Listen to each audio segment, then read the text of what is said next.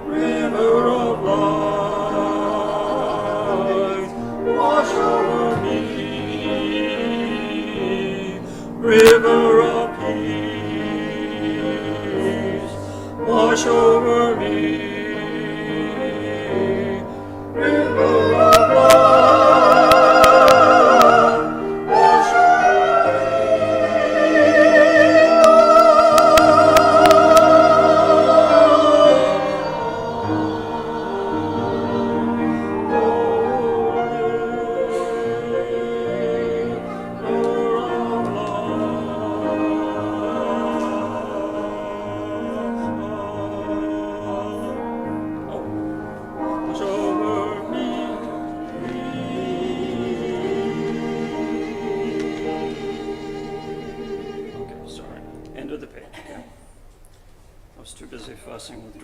books and I didn't listen to you. End of the page. Got it. All right, this is a little better. So A little bit better. after, don't move it until after you After the beat.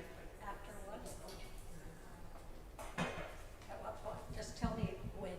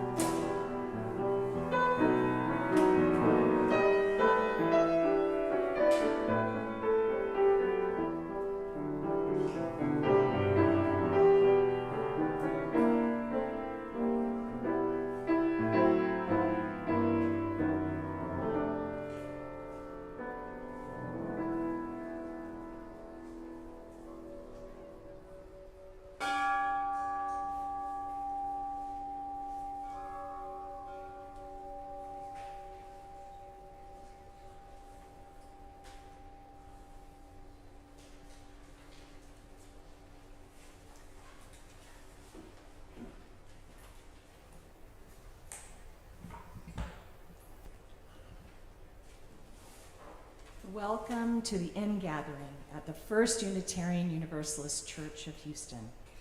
We are a congregation that welcomes you and extends a heartfelt and inclusive invitation to join us in meaningful worship and in service to the world. We greet those who join us this morning, those in our sanctuary, all of our many online viewers as well, así como el creciente número de participantes bilingües que nos acompañan desde sus hogares. As we do several times throughout the year, this morning our service is multi-generational. This means those of all ages are welcome to experience our worship together. We do not have religious education groups for children this morning, but we do have our nursery staff available if that works better for your little one. Due to the cases in Harris County, we are continuing to require the wearing of masks while inside the building. We hope it will only be for a little bit longer, but we continue to err on the side of caution. Now, please join Dr. Rock for our first hymn.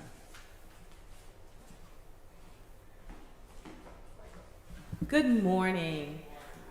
I'd like to invite you to open up your teal hymnals to number 1046 and join me in body or spirit. Please rise in body or spirit and join me as we sing.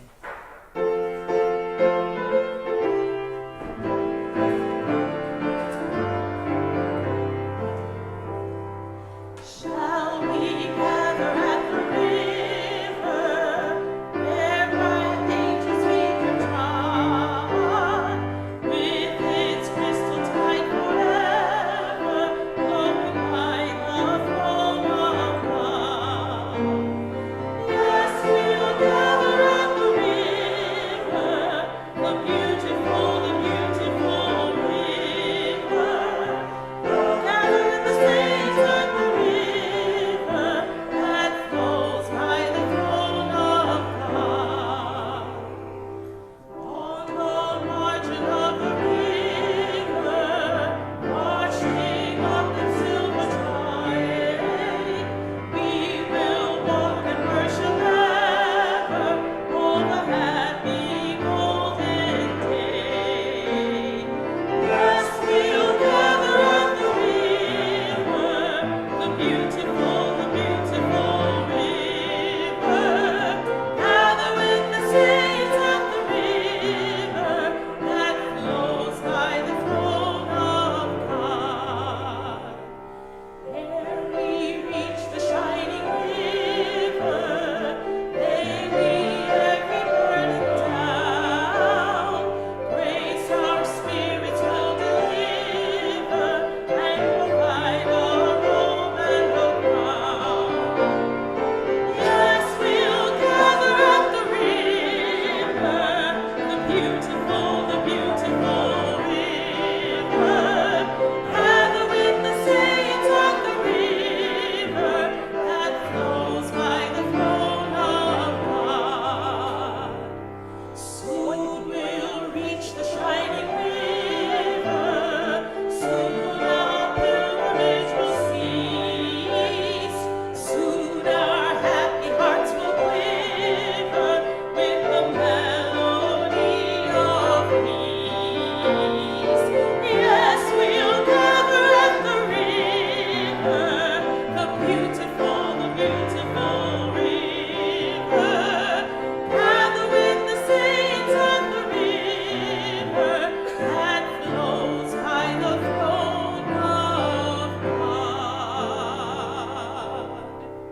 Thank you.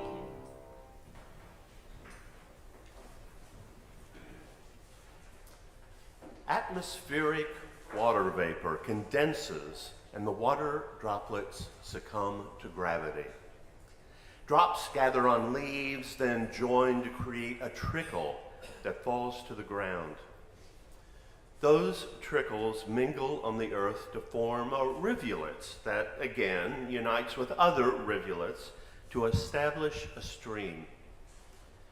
Gravity continues its work, and one stream finds another, then another, and they congregate to become a tributary to a mighty river. Like those droplets, we congregate one with another to become more than we are individually and gather our strength and support from those around us. As the mingling of the waters refreshes those it touches, may we be rejuvenated as we congregate for the ingathering of this church. Welcome. We are excited to welcome you here with us. Come, let us worship together.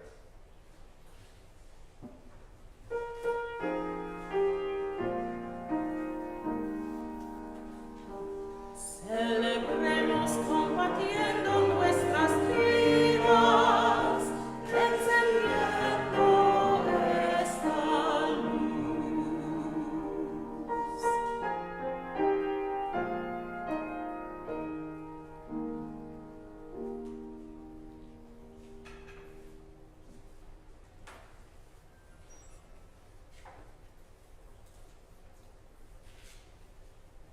Welcome to our annual ingathering and water communion service.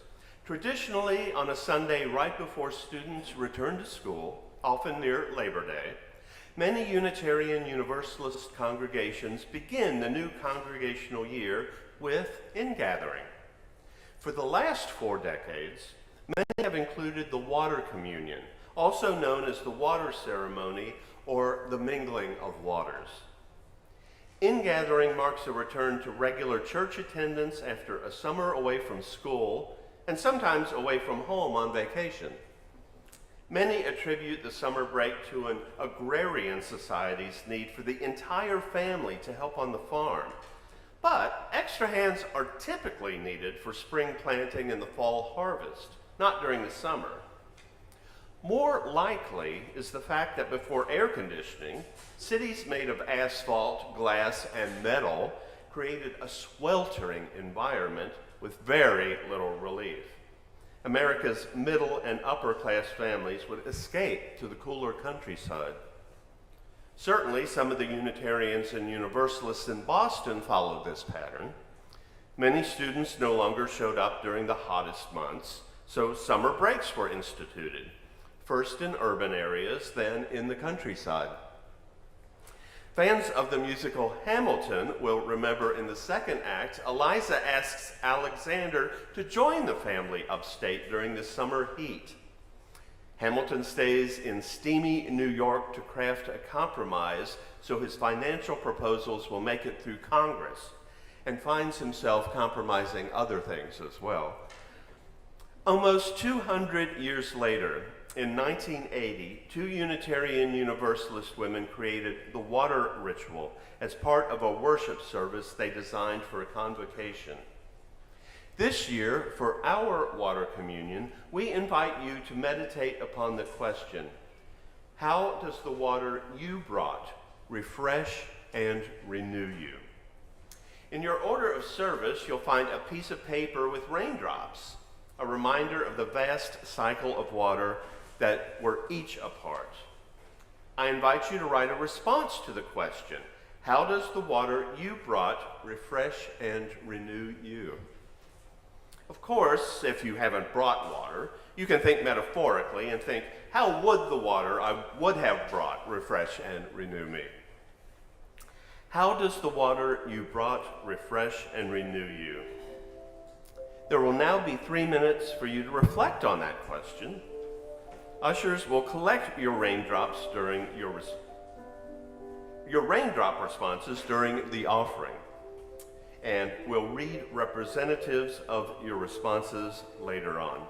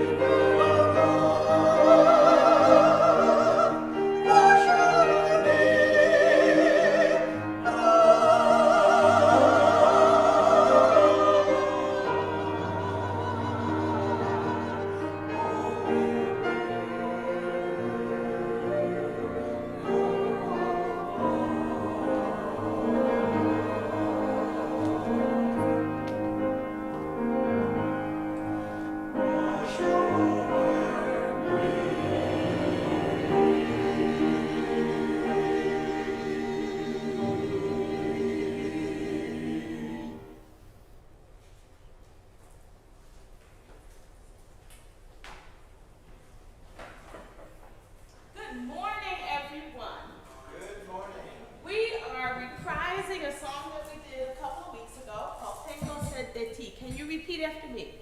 Tengo sed de ti. That means I thirst for you. Tengo sed de ti. O fuente del amor. O fountain of love. O fuente del amor. And then there's tengo sed de ti. Tu amor es libertad. Your love is liberating. So you have the text in your bulletin and you also have the translation. Really just one word changes each time we sing it. So we're going to pass out instruments so that you can play along and sing along.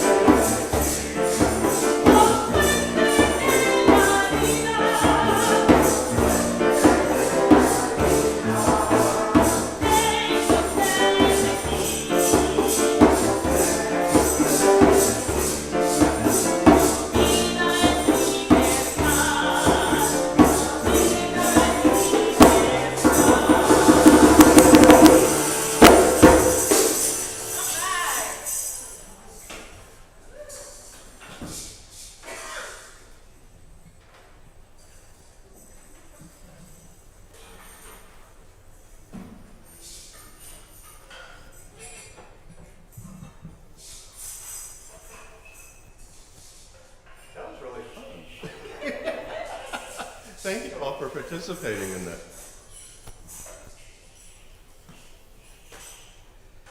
So tomorrow, hundreds of thousands of children from across Houston will return to school. In the last few weeks, many others returned to private school or surrounding school districts. Many of those who are homeschooled are now also beginning a time of renewed academic activity. Today, we bless the children and youth in our congregation at the start of the school year. I invite parents and children present to stand now if they feel comfortable, but stay in your pews. While you do, Carol will come around and hand you a bookmark and a sticker for your water bottle or laptop.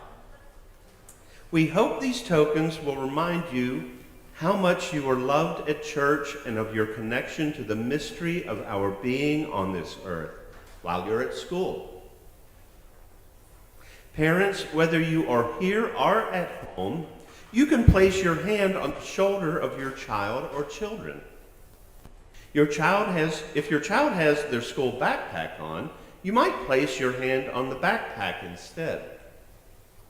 Parents, over the last few school years, during a time of physical distancing and pandemic, it has been especially hard to support yourselves and your children. You may still feel alone or overwhelmed or powerless. Your hands on your children are a reminder that you are their support and caregivers during this time. And I extend my hands to you and invite the congregation to make a similar gesture as a reminder that this congregation is here for you during the upcoming year as you care each day for your children, as you face hardships, and as you experience joyful moments as well. We Unitarian Universalists believe that we form community to take care of one another, and we are called to do so now more than ever.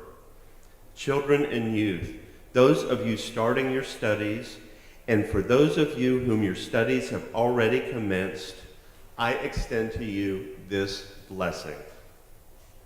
Even when you are away from First Church, you carry the heart of Unitarian Universalism with you wherever you go. May you feel curiosity all of your days. May your imagination catch fire. May you find courage when it is necessary. May confusion lead to better questions. May you feel compassion to those around you and they toward you. May you feel seen and heard, and may you see and hear others. May you speak up for those who have not been heard or seen. As your spirit's home, we are made stronger when you share what you learn. We ask that you bring what you learn back to us. And we ask the congregation, extending their hands to you, to share their love and blessings as you head on your journey this week. I ask the congregation to offer their support to the children by saying, "We will." We will. Amen. During our service today, we invite anyone who would like to do so to use the crayons, colored pencils, and paper at the end of the row to draw. You might want to draw your favorite water source, how water connects all of us, or anything you can imagine as we continue the service.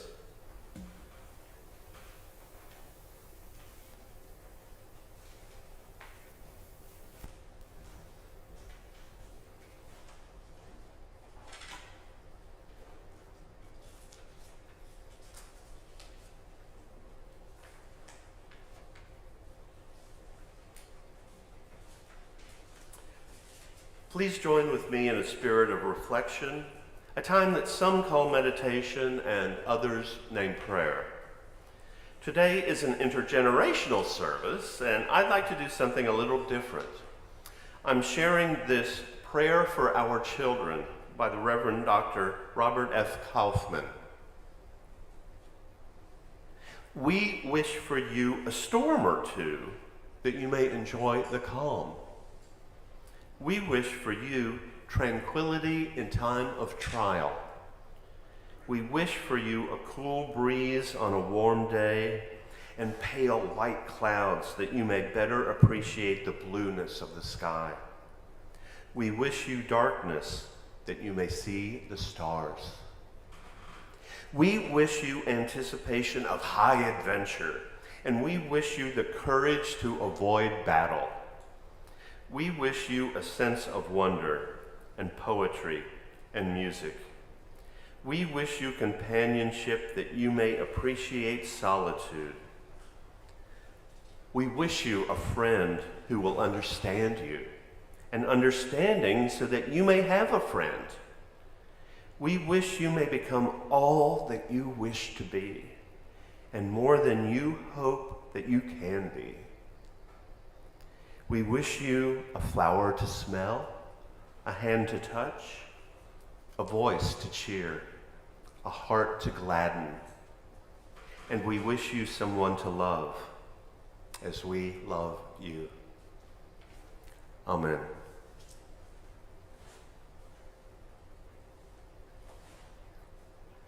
We pause now together to lift up that which sits heavy and light on our hearts.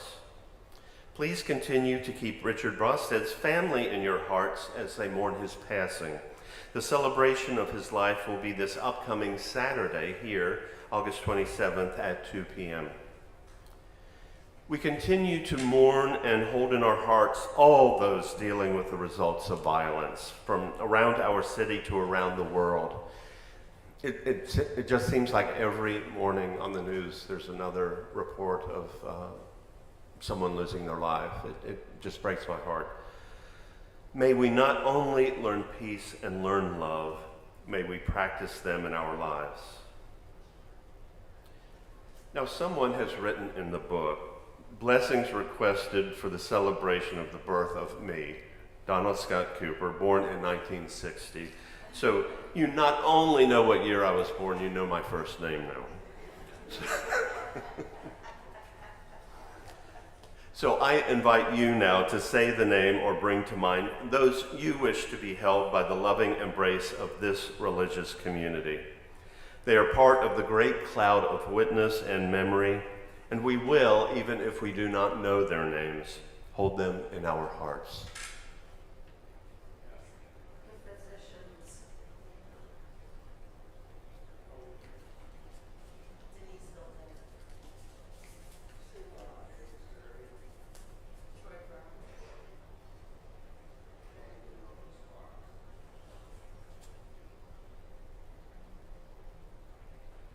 In this great cloud of witness and memory, amid this beloved community, we hear these names and hold them in our hearts.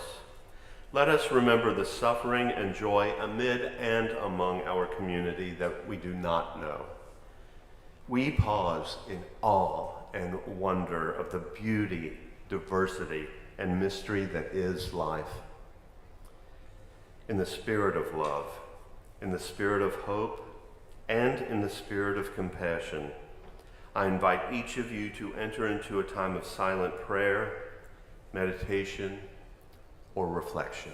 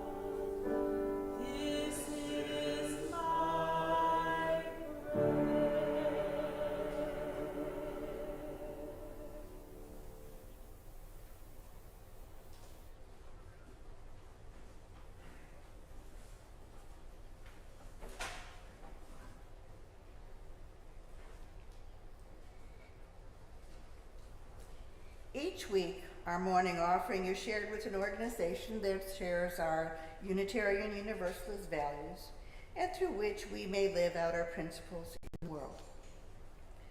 This week, that organization is the Clean Water Fund. Since 1974, Clean Water Fund has helped people campaign successfully for cleaner and safer water, cleaner air, and protection from toxic pollution in our homes, neighborhoods, and our workplaces.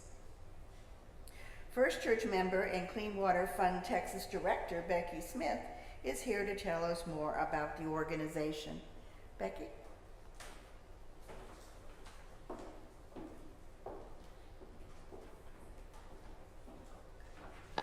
Morning. Did you all see the insert? Water nourishes and sustains all life. How does the water you brought refresh and renew you? So you think I might not need to say any more, but I will. Sorry. So Clean Water Fund, as Connie said, is a grassroots member organization which performs research and education specifically around water and other environmental issues. Clean Water Fund informs a sister group called Clean Water Action that was formed in 1972 to help pass the original Clean Water Act. So that might give you an idea of where the name comes from, and the startup energy was to pass that first big piece of federal water protection legislation. Our strategy is strength in numbers for both Clean Water Fund and Clean Water Action. That's how we do our fundraising, but also how we have that real people power muscle. And we are 20,000 members strong in Texas and close to 1 million members strong nationwide through our other state organizations. A primary focus here in Texas is fighting environmental racism, which has a lot of definitions, but put very simply is bringing justice to low-income communities, often of Black and brown folks who have been overburdened historically by systemic racism that has caused them greater pollution exposure throughout their lifetimes. So the help that the church brings today will help in that fight against environmental racism, and we call it environmental justice. We'd certainly love to have individuals join the group as a member, and I'm sure I can give you some information later, but please know that we're so grateful for the support in our fight for environmental justice.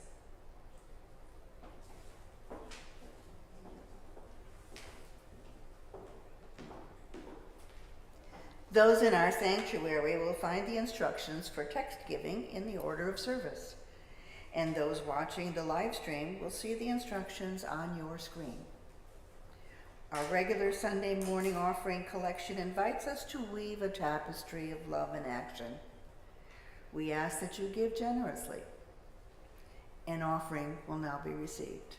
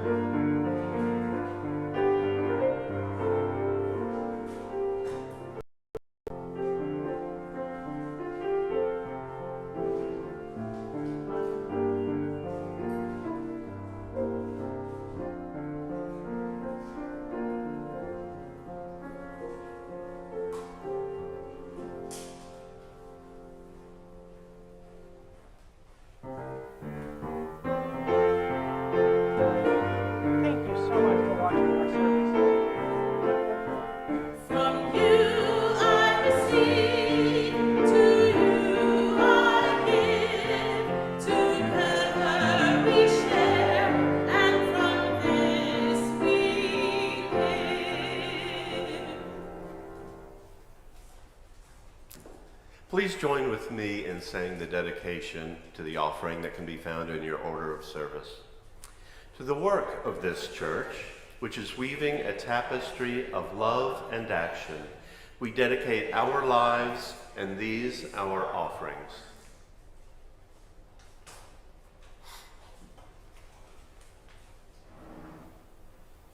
And now I invite you to open your hymnals to number 210, the great hymnals, to number 210, and then please rise in body or spirit and join me as we sing.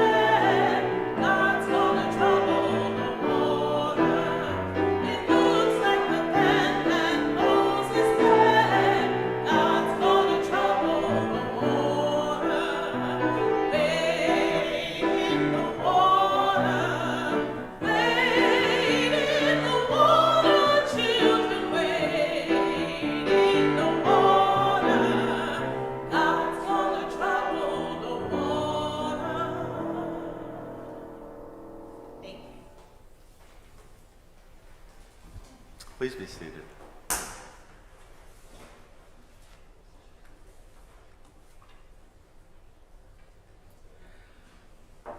Nineteenth century teacher, poet, and author Lucy Larcombe wrote, "A drop of water, if it could write out its own history, would explain the universe to us." Now, allow me to elaborate on the story I began earlier. In 1980, two Unitarian Universalist women, Carolyn McDade and Lucille Shuck Longview, were asked to create a worship service for the Women and Religion Continental Convocation of Unitarian Universalists. As they shaped that service, McDade and Longview wanted to create a new ritual that spoke to our connectedness to one another, to the totality of life, and to our place on this planet. They included a new inclusive symbol of women's spirituality: water. They wrote, "Water is more than simply a metaphor. It is elemental and primary, calling forth feelings of awe and reverence. The ocean is considered by many to be the place from which all life on our planet came. It is the womb of life." Andrew Schaefer, former president of the American Society of Hematology, thought of it this way: blood can be thought of as a private ocean, a recapitulation of what life was like for all the years we spent drifting as microscopic single-celled organisms, taking up nutrients from seawater and then eliminating waste products back into seawater.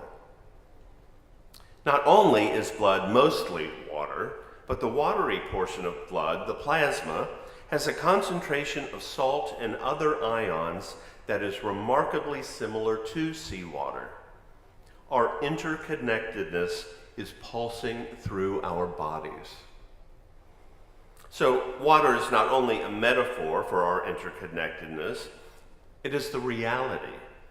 It is the main constituent of Earth's hydrosphere and the fluids of all known living organisms.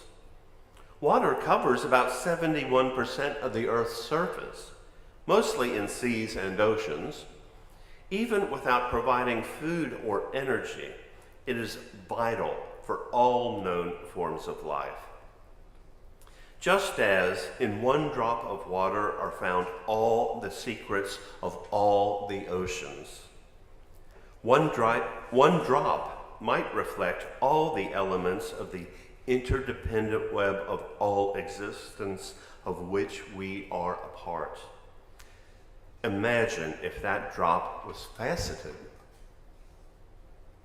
According to a legend, the Vedic god Indra has a net that hangs over his palace on Mount Meru, the axis mundi of Hindu cosmology and Hindu mythology.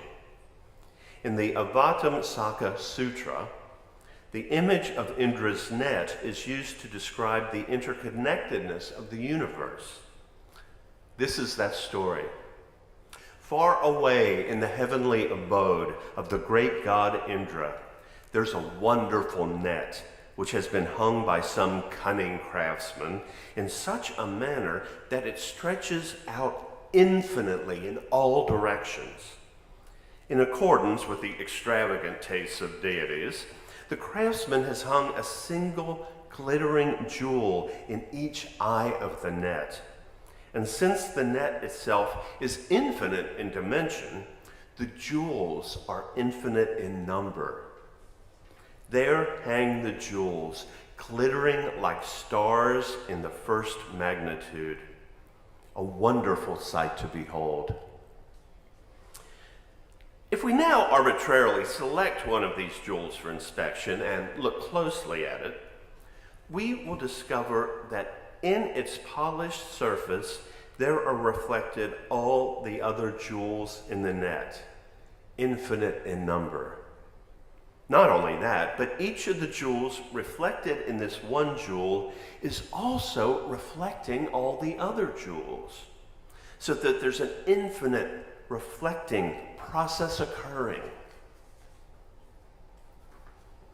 So, taking the concept of this interconnectedness from this cosmic, all-encompassing vision to the most personal and one-on-one, we see our dependence on one another is as old as humanity.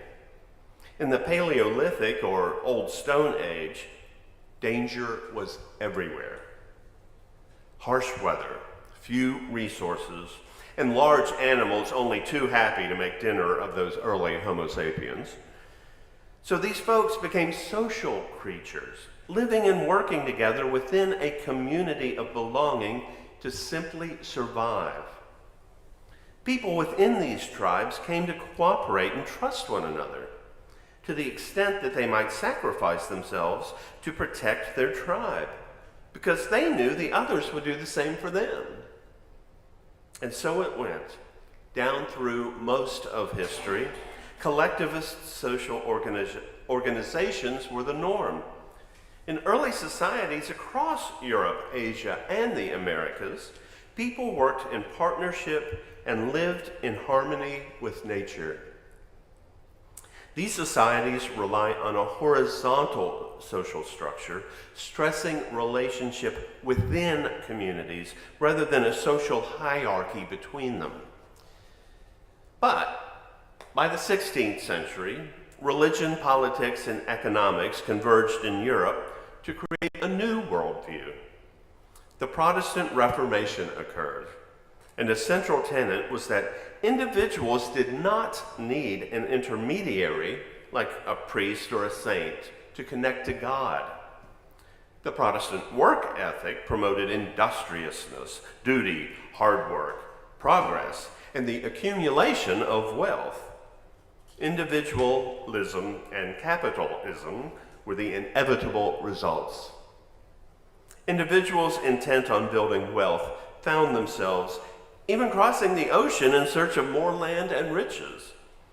Then, when encountering cultures with strong religious, ethnic, and familiar group ties, not to mention respect for the land, there was an inevitable clash. These collectivist groups suffered from colonialist efforts to establish individualistic social organizations that contradicted indigenous cultural values. Now, because of division of labor and the importance of innovation over social norms, individualist social organizations are considered more efficient than collectivist societies, to those for whom efficiency and profit are paramount. But I believe it doesn't take long to see what gets lost. Stone Age citizens may have made prehistoric heroes of those willing to sacrifice themselves to a saber-toothed tiger for the good of the tribe.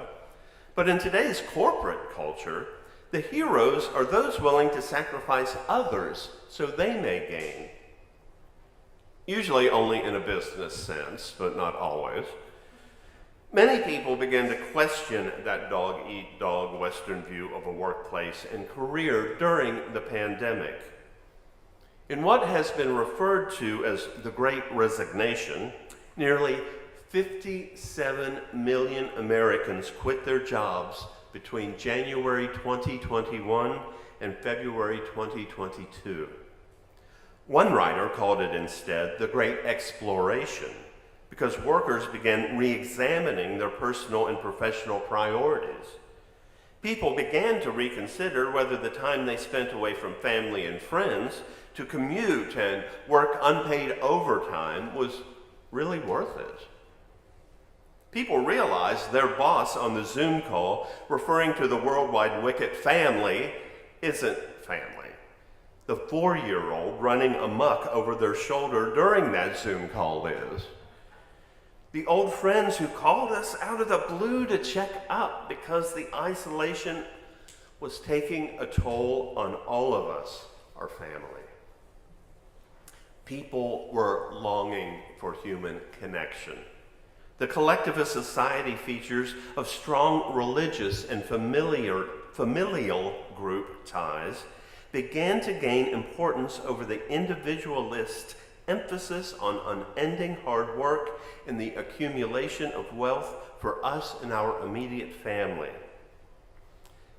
We have slowly begun entering a time of coming back together. Some places we go are tentative about our maskless mingling and embracing. Other places seem to have not even heard of a pandemic. But is there now really any question how important being together with one another is? Marked by this ingathering and beginning of the church year with our faith community.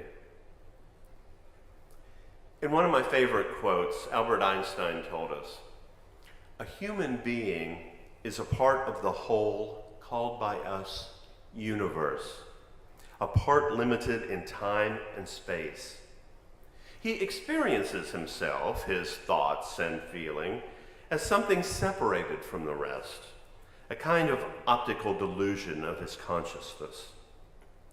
This delusion is a kind of prison for us, restricting us to our personal desires and to affection for a few persons nearest to us.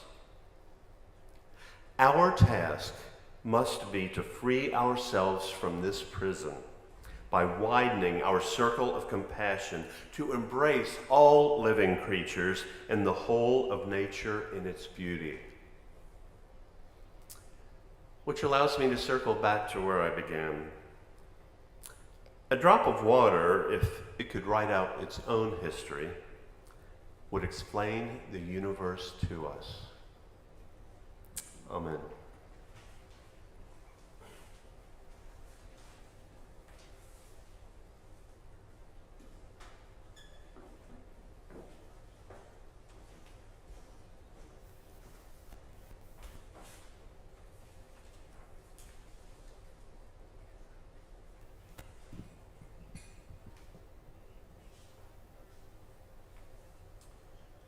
The water I bring today is not my own.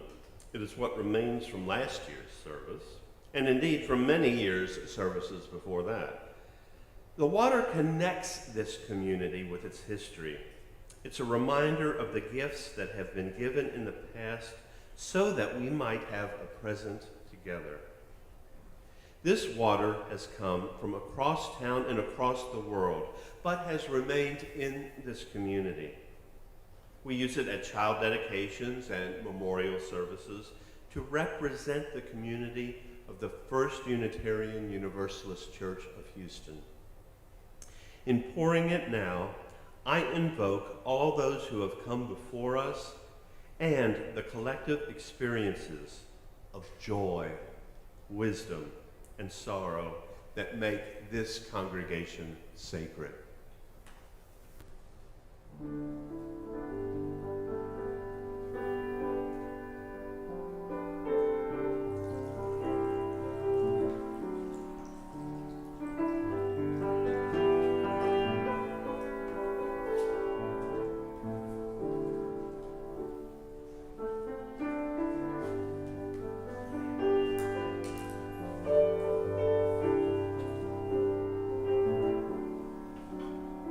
Water connects us to the earth.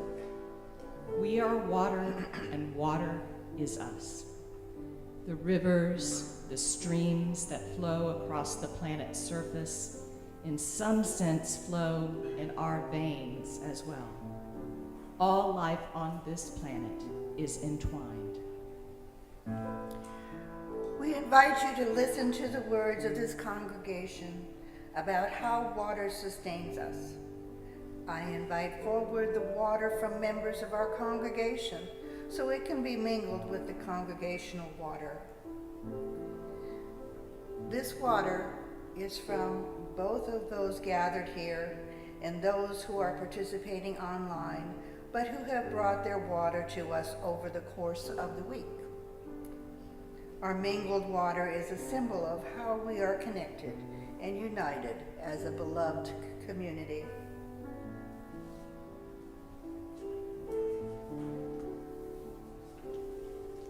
Water gives me hope and reminds me of life. It travels through me and the community of life around me, making our existence possible. It enlivens the earth. Water breathes life into my body by refreshing and nourishing my tissues. Virtual gray water from the shower cleanses my body and then provides nourishment for my potted plants, which are a delight to see and also provide food for butterflies and bees. Our first vacation as a nuclear family of 4 to the beach this summer was so much fun and made me eager for more family adventures in the years to come. Water cleanses my organs to remove toxins. Albuquerque, New Mexico had a few drops. It brings family together to keep bonds close. The water is a connection with family, and although it was collected far from our home, it is possible that through the water cycle that the same drops may have visited us in the past. Water comes from our kitchen and represents meals prepared and enjoyed with our extended family. The water I brought reminds me that no matter what no one aspires to or accomplishes in life, it will all be for naught unless you have access to water for bathing, cooking, and drinking. It brings joy, it brings love, it brings life. It carries memories of good times. The crashing waves meet the Atlantic air blowing with rain on the coast, and I am both stunned and renewed.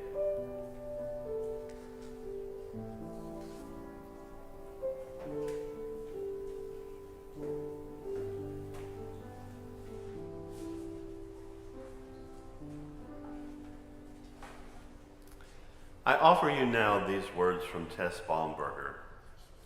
May we have the wisdom of water, that life will have its falls, sometimes like a mountain stream tumbling over round stones, sometimes like threads of rain spun from clouds, sometimes in breathtaking cascades. May we have the wisdom of water that each fall is finite, each ends in contact with earth. May we remember that we in this community are as earth to each other. We cushion each other's falls, lessening the impact, supporting one another through hard times. We are the ground of blessed community. May we have the wisdom of water, that we will rise again from each fall, sometimes like mist breathed from neighborhood trees, sometimes like a geyser shouting from the earth, sometimes as imperceptibly as evaporation from the sea.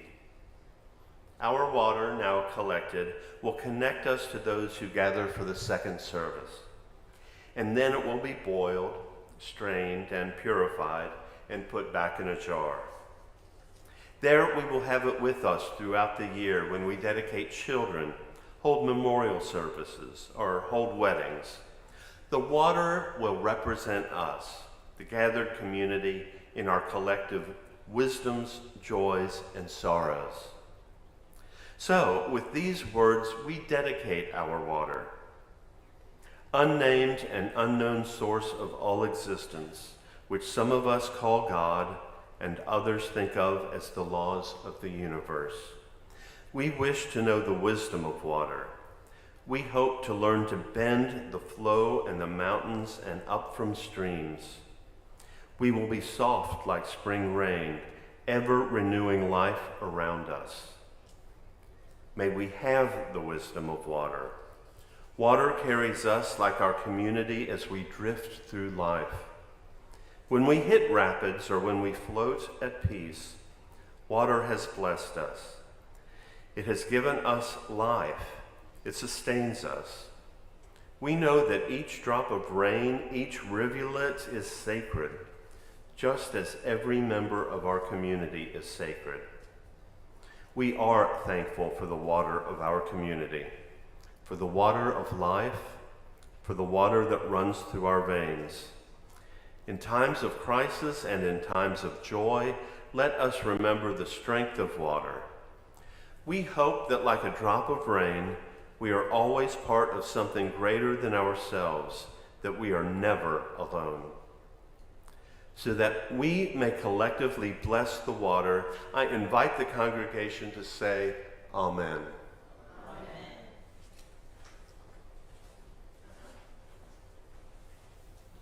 And now I invite you to turn in your gray hymnals to number 126.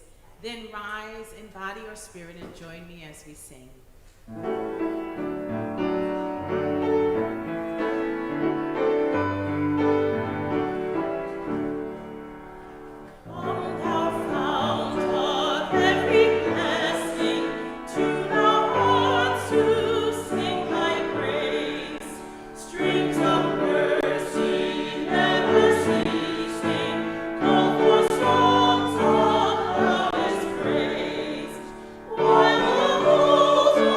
the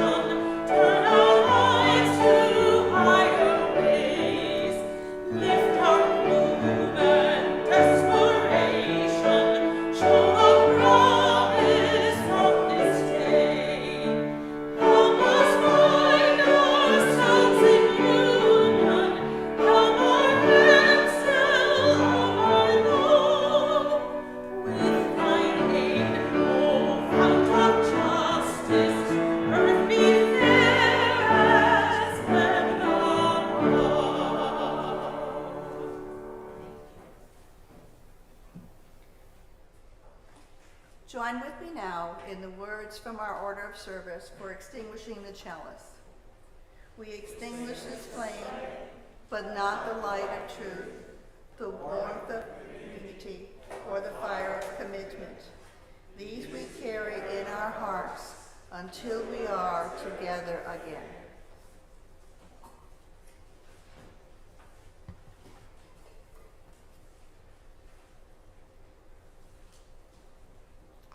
For our benediction, I share the poem Be Like Water by Reverend Kendra Ford. Run deep, run clear. Fill any space to its own dimensions. Respond to the moon, to gravity. Change colors with the light. Hold your temperature longer than the surrounding air. Take the coast by storm. Go underground. Bend light. Be the one thing people need even when they're fasting. Eat boulders quietly. Be a universal solvent. Blessings on your week. Be like water and go in peace. Amen.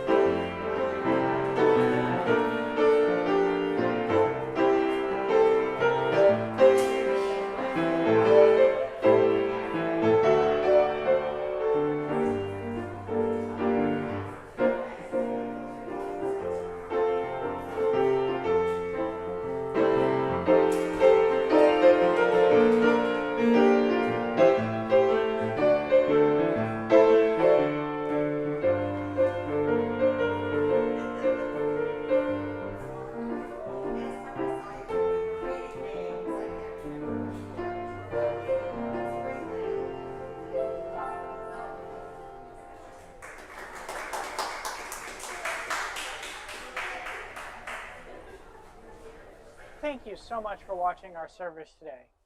We're glad you're part of our online community, where we welcome people who are diverse in faith, ethnicity, history, as well as gender identity and sexual orientation. There are many different ways you can get involved in our community. One you can do right now is by clicking like below or subscribing to our channel. If you're interested in joining our congregation, please email us at membership@firstuuhouston.org. Thanks so much for joining us.